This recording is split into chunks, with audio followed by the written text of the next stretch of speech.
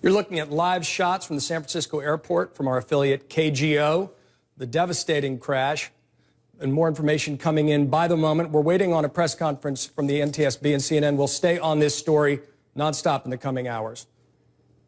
But first, welcome to Reliable Sources. I'm John Avalon of Newsweek and the Daily Beast. Coming up, we'll go to Cairo for a reporter's take on the Egyptian uprising and the crackdown on the press. And later, a never-before-seen interview with journalist Michael Hastings, who died tragically just last month. But first, the incredible impact of social media in the immediate aftermath of the San Francisco jet crash. By the way, we are again waiting at NTSB press conference in San Francisco, and we'll bring it to you live as soon as it happens. But first, joining me here in Washington, Jackie Kucinich, The Washington Post, Josh Rogan, also of Newsweek and the Daily Beast, and Errol Louis, anchor of Inside City Hall on New York One.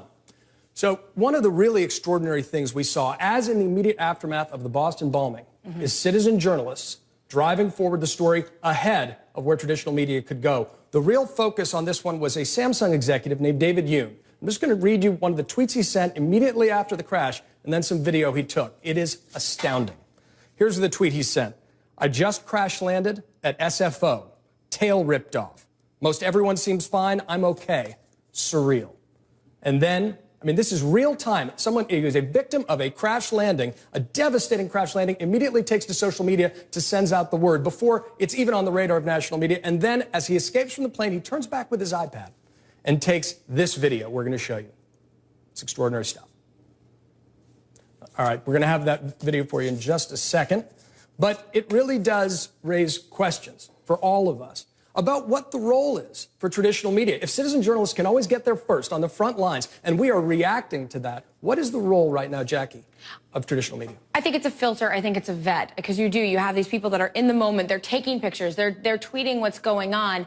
But there definitely is a role for gathering all of that and making sure that the story, what actually is happening before their eyes, because you can't necessarily know when you're right there in the moment. We're the filter for the fog of war. Just before Errol weighs in, I want to play that video from Samsung executive David Yoon in the immediate aftermath of the crash.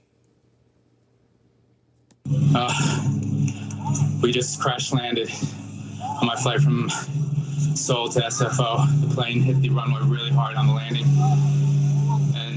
We skidded to the side. I thought we were going to flip over. Everyone seems to be okay. A little shaken up. I don't have shoes on. Hit my head pretty hard, but I think I'm okay. As much as I fly, you don't think about this kind of stuff happening. Anyways, everyone seems to be okay, but shaken up. Wow. Errol, I mean, this is perhaps the most dramatic example I can think of the revolution that's taking place in information.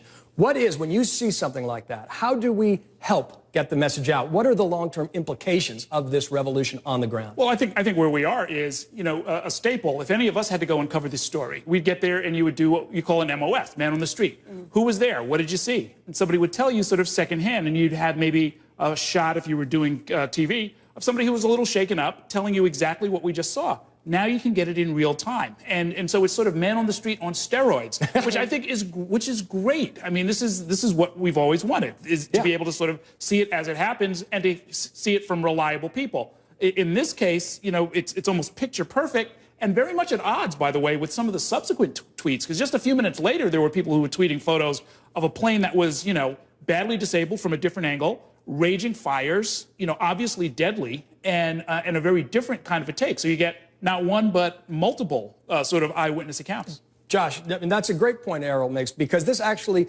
does cut through the fog of war. It does cut through the misinformation, because you get these indelible examples in real time. But let's add some perspective to this conversation, because perspective is always the thing we have least of in our media cycles today. It crashes. This gets wall-to-wall coverage. It is horrific. It is startling. But the fact is that crashes are dramatically less frequent than they were just a few decades ago. We looked up, and the NTSB does records of investigations. These are for plane crashes as well as helicopters. There were 45,000 investigations of this nature in the 1970s, just under 20,000 last decade. So is part of what's driving the coverage the fact that this is more of a horrific novelty, as well as the fact that we can document it better than ever before? Sure. So before, these investigations were conducted over years. Now they're conducted in minutes. investigators, as they go back, will use the social media record to put back together the timeline of events to find out what really happened. No longer will investigations be held only by officials. Now they're going to be crowdsourced. And also, we're going to have so much real-time evidence to go back to and look at. I mean, that crowdsourcing of an investigation, I mean, it really is power to the people.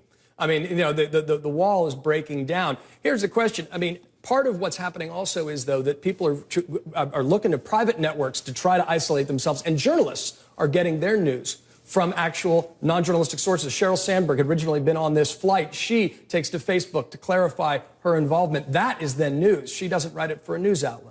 Jackie? Well, yeah, it's also really interesting how people use this to let people know that they're okay. I mean, that's also something you've seen as you're scrolling through all of these tweets. And, you know, to go off what you were saying, there were people seeing this that were in the terminal who tweeted, I think we may have just seen a bunch of people get hurt and potentially killed. So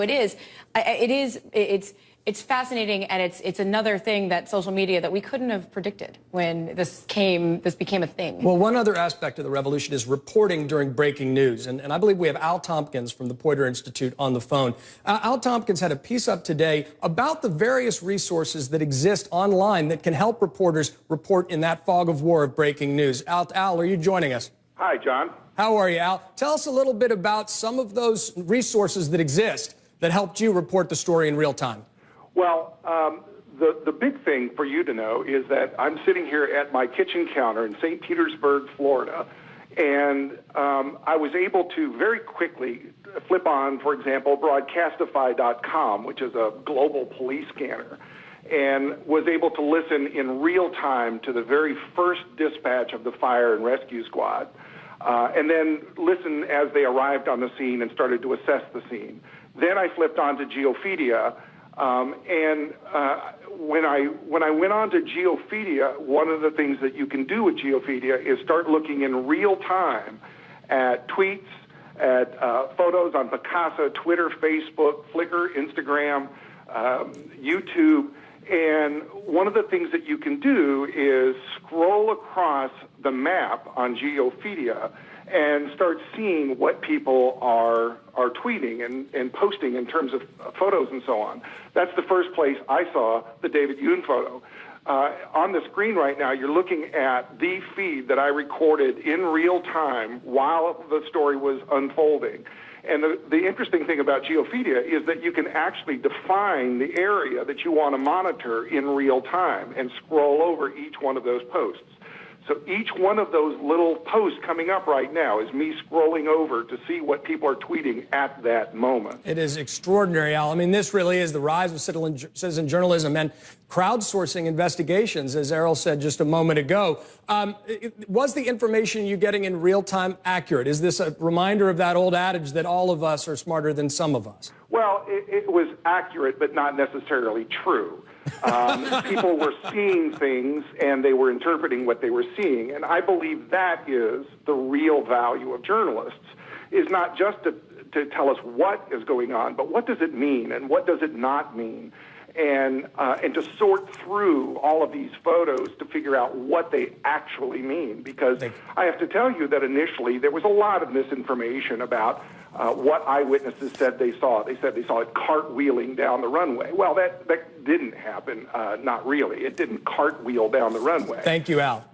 Al Tompkins from the Poynter Institute, thanks for joining us with an amazing reminder of the resources that are out there for journalists in breaking news.